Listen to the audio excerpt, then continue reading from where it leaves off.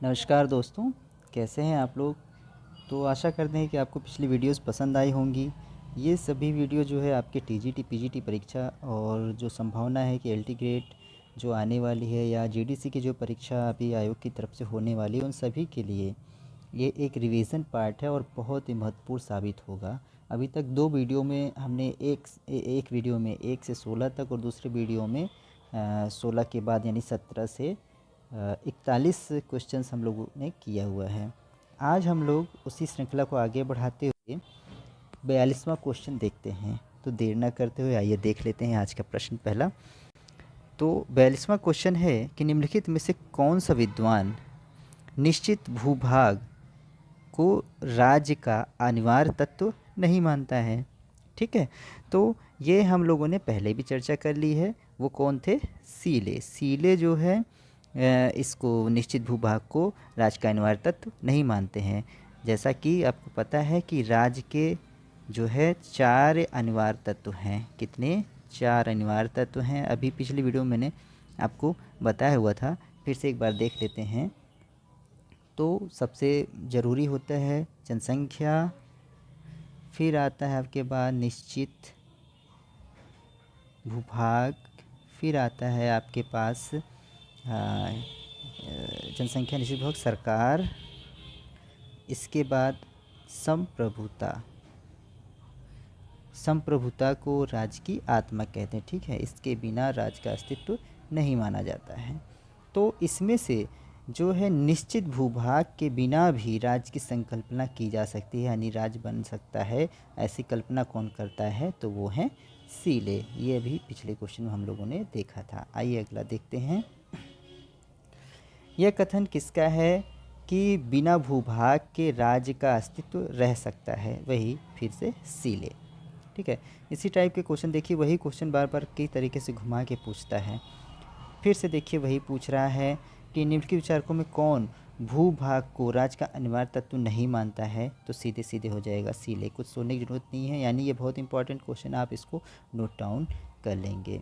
अगला क्वेश्चन फिर देखते हैं कि निम्नलिखित कौन सा विद्वान भूमि को, अब यहाँ भूमि दे दिया है यानी वही निश्चित भूभाग जो है राज्य का औसत तत्व नहीं मानते हैं। तो अब इसमें देख लेते हैं कि दिया हुआ है हॉल, स्पेंसर, मैकाइवर और डुग्वी। जैसा कि आपको पता है कि निश्चित भूभाग को मानने वाले जो है डिग्विट या डुग्वी भी हैं। इनको डिग्विट भी कहते हैं, ये डिग्विट भी हैं और हॉल भी हैं। तो इसमें दो ऑप्शन, दोनों में से कोई भी आप लगा सकते हैं, दोनों में से कोई भी सही हो सकता है। ठीक है, एक तो थे आपके सीले, इसको नोट कर लीजिएगा। एक सीले थे और एक हैं हॉल और एक हैं डिग्विट आपके, या डुग्वी भी इनका आ जाता है नाम, और एक हैं विलोबी भी। ये भी भूमि को जो है या निश्चित भूभाग को, ये सभी जो है निश्चित भूभाग को राज्य के लिए आवश्यक नहीं मानते हैं। निश्चित भूभाग को राज्य के लिए आवश्यक नहीं, ये नोट कर लीजिएगा, बहुत इंपॉर्टेंट है। ठीक है, याद रखिएगा। 4 लोग हैं, सीले, हाल, डिग्विट और विलोबी। हो सकता है इन तीनों का ऑप्शन दे दे और एक ऐसा दे दे कि कहेगी कि निम्न में से कौन ऐसा है जो राज्य का आवश्यक तत्व मानता है, और 3 इनको दे दे। तो आप ये भी कर सकते हैं, मतलब किसी भी तरीके से प्रश्न पूछ सकता है। तो ये आप लोग नोट डाउन कर लेंगे और याद रखेंगे। ठीक है, अगला क्वेश्चन देख लेते हैं। अच्छा, इसका व्याख्या देख लेते हैं कि राज्य के 4 प्रमुख आवश्यक तत्व जनसंख्या, सरकार, निश्चित भूभाग और प्रभुसत्ता हैं। ठीक है, ये मैंने आपको बता दिया है। ठीक है, और इसके बाद लिखा है कि लेकिन कुछ विद्वान जैसे सीले, ठीक, डुग्वी और डिग्विट अथवा डिग्विट तथा हॉल आदि भूमि को राज्य का आवश्यक तत्व नहीं मानते हैं।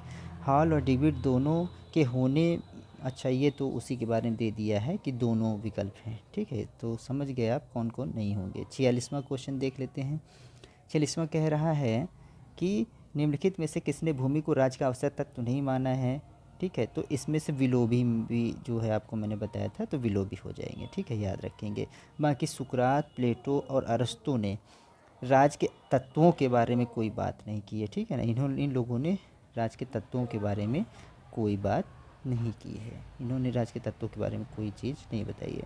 46वां क्वेश्चन हो गया। इसके बाद हम लोग 47वें पे आ जाते हैं। 47th क्वेश्चन है कि व्यक्ति का समस्त महत्व और उसकी संपूर्ण आध्यात्मिक यथार्थता जो कुछ उसे उपलब्ध है इसलिए है कि वह राज का सदस्य है। यह कथन किसका है?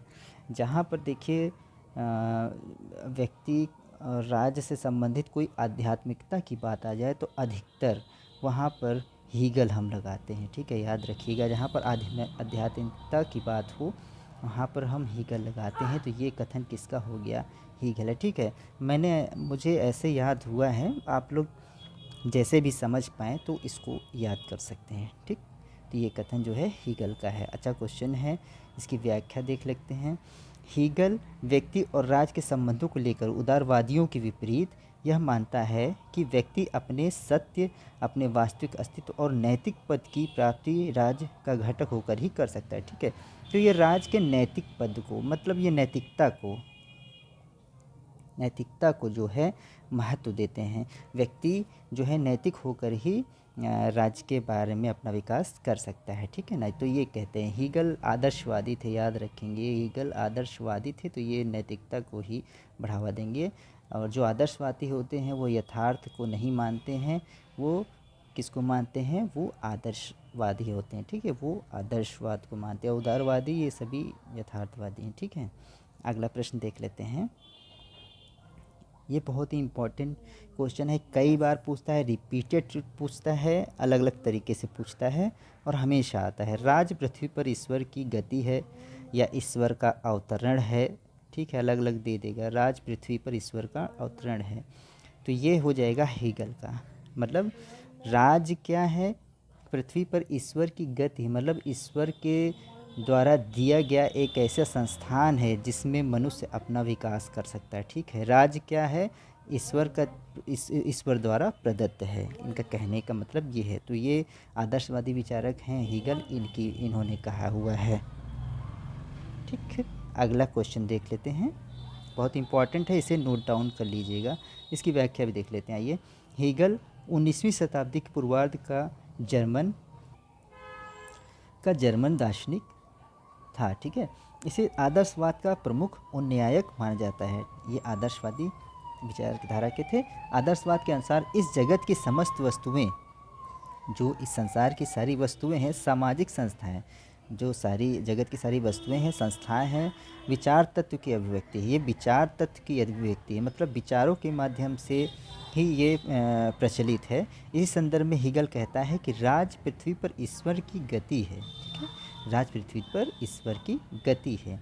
इसके अनुसार राज आत्मा के उच्चतम विकास का प्रतीक है। यह ईश्वर की महायात्रा का अंतिम पड़ाव है। तो याद रखेंगे, ये कोटेशन यहाँ से यहाँ तक बहुत पूछता है। ये आपका LT, TGT और PGT।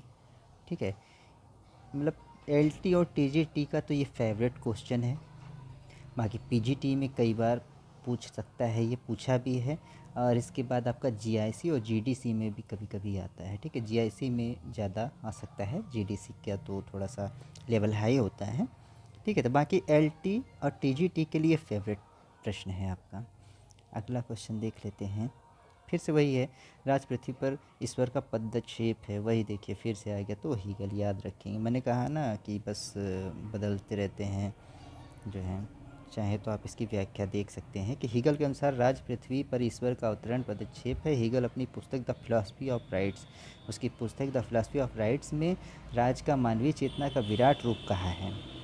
हीगल के अनुसार राज्य चेतना का साकार प्रतिमा है, इसलिए राज्य का कानून वस्तुपरक चेतना का मूर्त रूप है। अतः जो कोई कानून का पालन करता है वह स्वतंत्र है। इस प्रकार हीगल ने निरंकुश राज का समर्थन करते हुए व्यक्ति को विरोध का अधिकार नहीं दिया। ठीक है, यानी कि व्यक्ति जो है, व्यक्ति राज का विरोध नहीं कर सकता है। ठीक, राज यानी सर्वोपरि है। वो कहता है ना कि राज क्या है? राज सीधे ईश्वर द्वारा प्रदत्त है। राज क्या है? सीधे ईश्वर द्वारा प्रदत्त है, इसलिए व्यक्ति इसका विरोध नहीं कर सकता है, यही कह रहा है।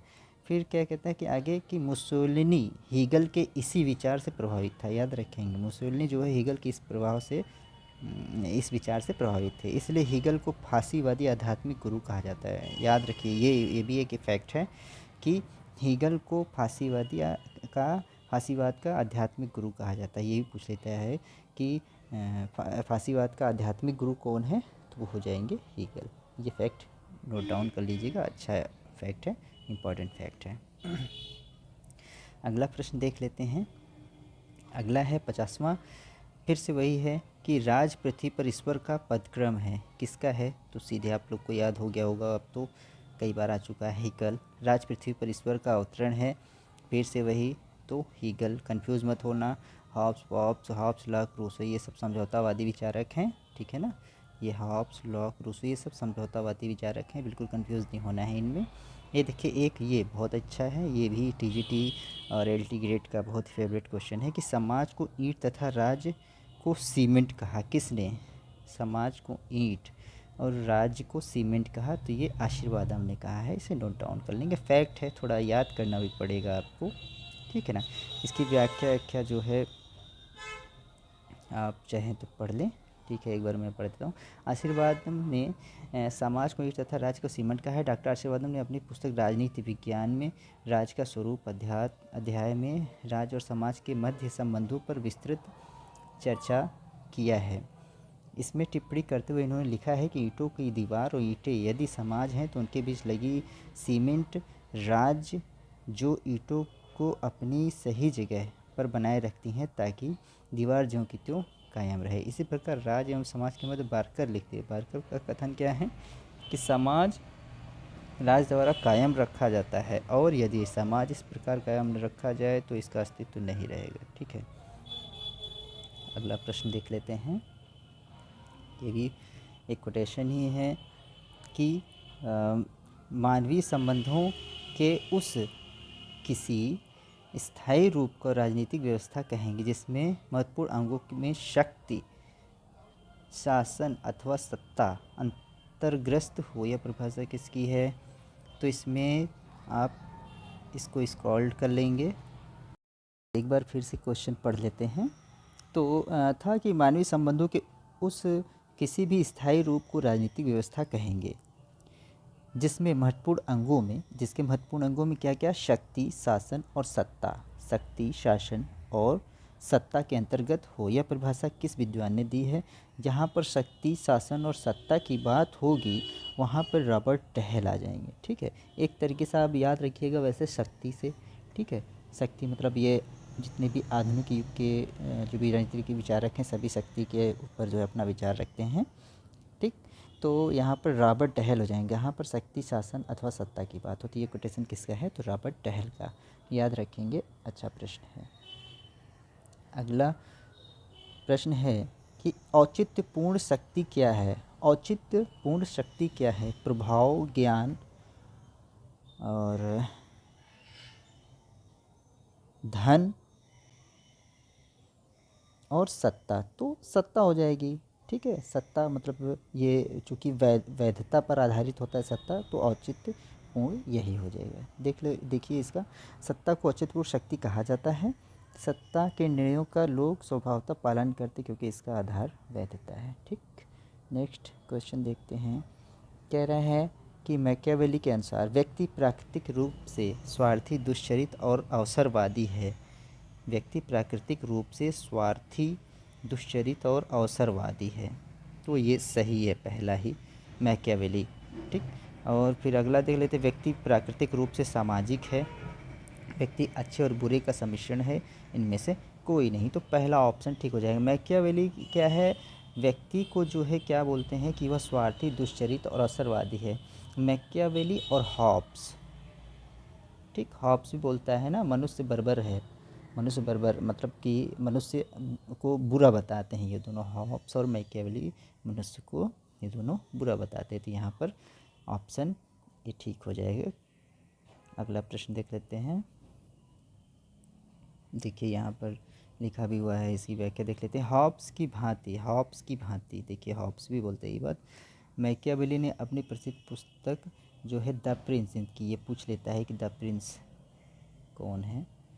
प्रिंस में अपने मनुष्य के बुरे स्वभाव का चित्रण किया है। इन्होंने क्या किया है, मनुष्य के बुरे स्वभाव का चित्रण किया है। मैकियावेली की धारणा इस तथ्य पर आधारित है कि मनुष्य स्वार्थी, दुश्चरित और अवसरवादी होते हैं। कौन? मनुष्य। यदि वह अच्छे बनते हैं तो उसका प्रमुख कारण भय है। मतलब कि अगर ये सही भी बनते हैं और अच्छे भी बनते हैं तो वो भय के कारण है। ठीक है ना। तो अगला प्रश्न देखते हैं। अच्छा है क्वेश्चन था, इसको अच्छे से आप लोग देखिएगा।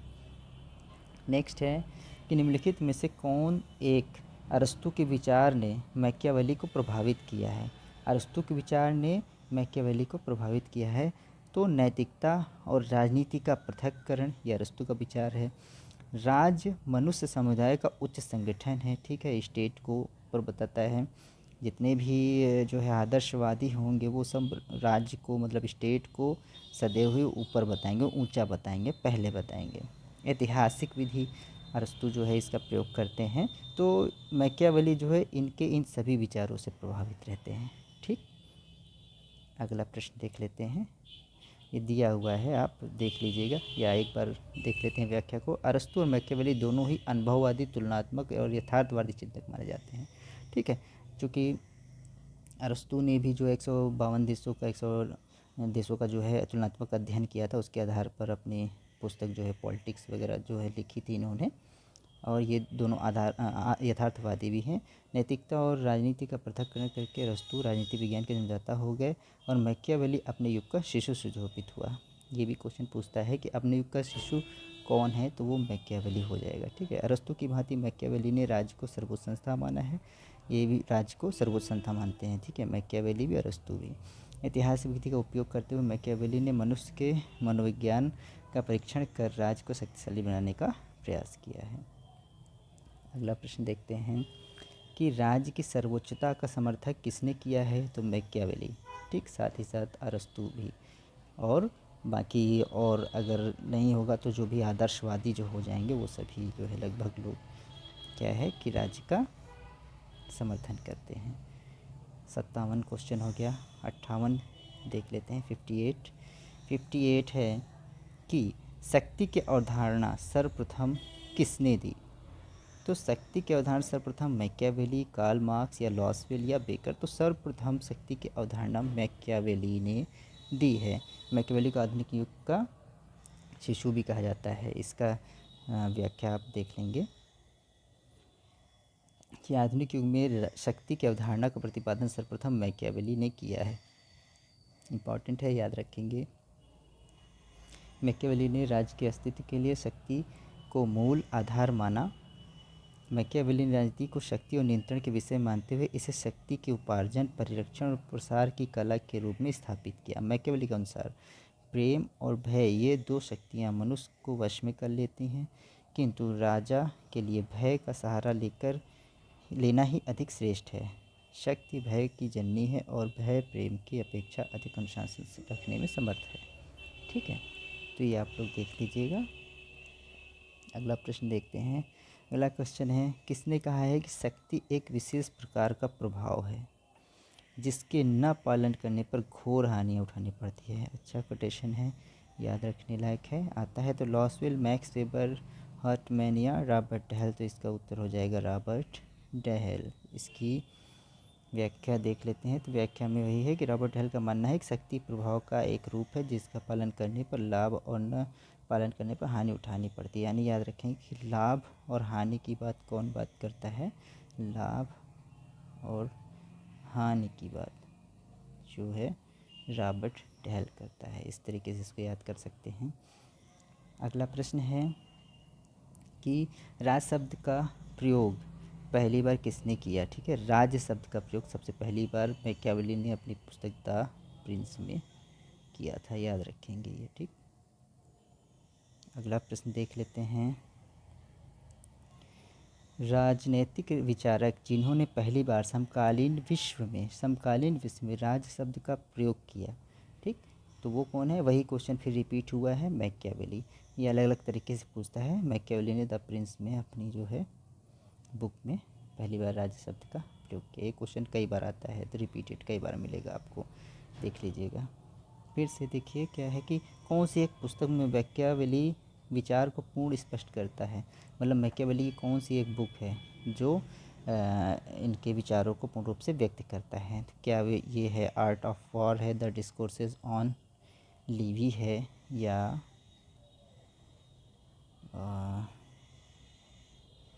द प्रिंस है, या सॉरी द प्रिंस है, या सभी।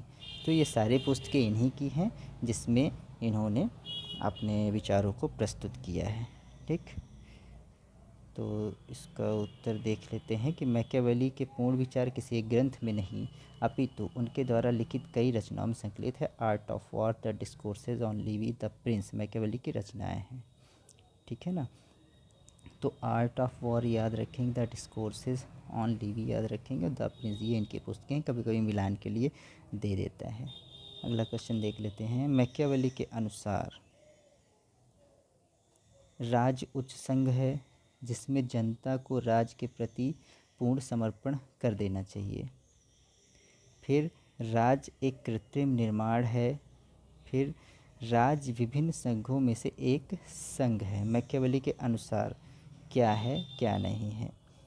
तो राज विभिन्न संघों में से एक संघ है, ये नहीं है, बाकी ये दोनों है। राज्य उच्च संघ है जिसमें जनता को राज्य के प्रति पूर्ण समर्पण कर देना चाहिए। मतलब कि राज्य को ये सर्वोपरि मानता है और जनता को इसके सामने अपने आप को नतमस्तक कर देना चाहिए।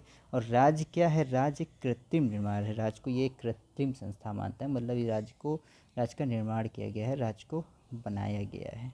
ठीक है ना। राज्य विभिन्न संघों में से एक संघ है, तो ये कथन गलत है। तो इसका उत्तर हो जाएगा ए और बी, ए और बी। ठीक है। अगला प्रश्न है 64। किस राजनीतिक विचारक ने आधुनिक काल में राज शब्द का सर्वप्रथम प्रयोग किया? वही मैकियावेली। ठीक, अगला प्रश्न देख लेते हैं। अभी इसकी व्याख्या आप देख लीजिएगा। 65 आज का लास्ट क्वेश्चन। अरस्तु की उपेक्षा करने वाला पहला आधुनिक राजनीतिक विचारक कौन है? अरस्तु की उपेक्षा करने वाला हॉब्स, लॉक, ठीक है, हॉब्स, लॉक या रूसो या मैकियावेली। तो इसका सही उत्तर हो जाएगा हॉब्स। हॉब्स जो है अरस्तु की जो है इनकी उपेक्षा करते हैं। इसको देख लीजिए आप थोड़ा सा कि थॉमस हॉब्स अंग्रेजी विचारक थे। लेवियाथन इनकी प्रमुख पुस्तक थी। इनकी जो है मुख्य बुक थी हॉब्स की, कौन सी? लेवियाथन। याद रखेंगे, ये बहुत पूछता है। 1651 में ये रचित थी, उनके द्वारा लिखी प्रसिद्ध पुस्तक है। प्लेटो एवं अरस्तु के परिवार से संबंधित दृष्टिकोणों एवं विचारों के रूप में अरस्तु के परिवार संबंधी विचारों पर असहमति रखने वाले थॉमस हॉब्स पहले आधुनिक विचारक थे। ठीक है, जो अरस्तु का परिवार संबंधी उन्होंने विचार दिया था, ठीक है, तो उसका हॉब्स जो है क्या करते हैं, विरोध करते हैं, है ना, उस पर असहमति व्यक्त करते हैं। तो ये थे आज के प्रश्न। इसके आगे 66 क्वेश्चन से अगले वीडियो में हम लोग सॉल्व करेंगे। ओके, धन्यवाद। सब्सक्राइब कीजिए और लोगों को शेयर कीजिए। Thank you.